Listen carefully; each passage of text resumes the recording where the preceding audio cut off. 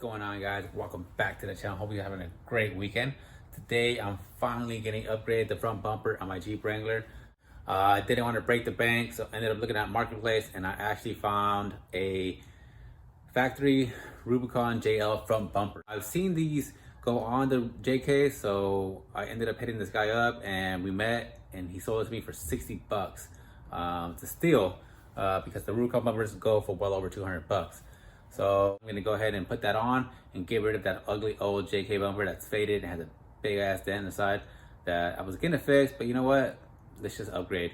So let's get right to it. All right, so here's the JL bumper. Comes with the red toe hooks. The guy actually ended up giving me the nuts for it. He didn't have to because the stock JK bumper nuts also fit on here. They're the exact same. The only concern is on these JL bumpers, the fog lights are on the outside versus on the inside. So I'm not sure if the harness is gonna fit that the fog lights. I may have to modify that, but we'll see. First, let's take it off and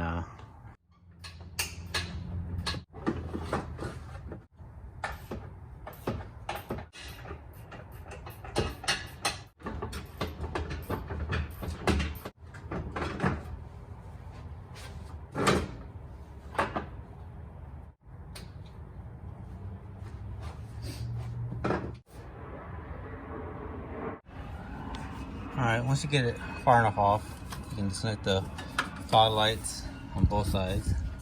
And once you pull the bumper back far enough, you need to pull the harness off the bumper. So get this off here.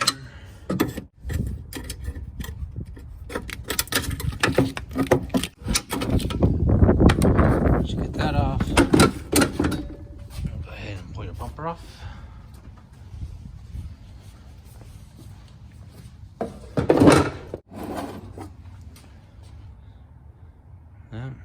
Side by side, we got the JL bumper right here and the JK. They are identical.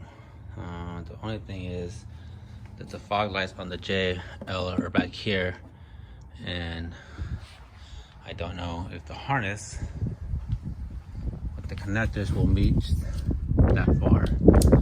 So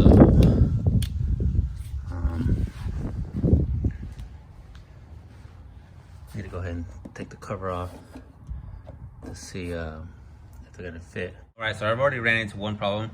What I've noticed is that once you remove the JL fog light cover, the JL factory fog light uses a different connector versus the one on the JKs. So you can't just leave the JL fog lamp on here because it's not gonna work with your factory JK connector. But the good thing is you can swap over your JK fog lamp and it bolts right up to the JL location. I've already done it on this side. I've already removed my JK fog lamp and bolts right up to the existing spot, right up to the same spot. So it's held on by 7mm versus on the JK, it's held on by Phillips. So you're gonna need a Phillips head and you're gonna need 7mm to remove these screws here, and it bolts right up, guys.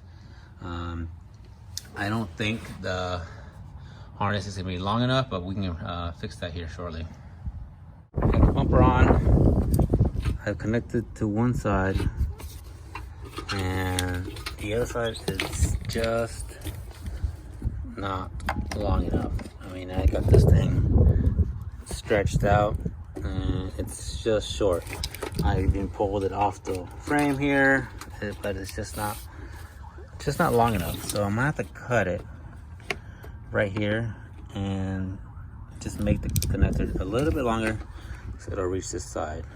So I'm just gonna cut it right here and extend the connector a little bit more.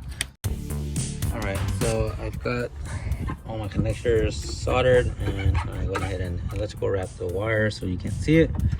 And now we got plenty of length for both sides. I'll just connect them.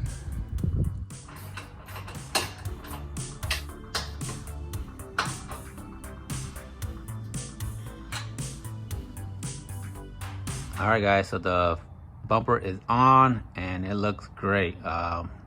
Everything went back smooth. The only thing I had to modify was the fog lamp connector, but besides that, everything bolted right back up. I did not put the JK undershield on the bottom, only because I thought this kind of gives it a cleaner look, and it kind of looks like it gives it a little more ground clearance with this bumper. Even though it doesn't, it's still factory ride height. I still think it looks clean.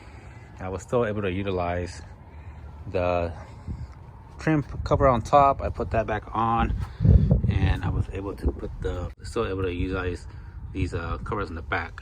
But that's it for today, guys. If you got any questions, please put them in the comments below, and please subscribe and like, and we'll see you guys on the next one.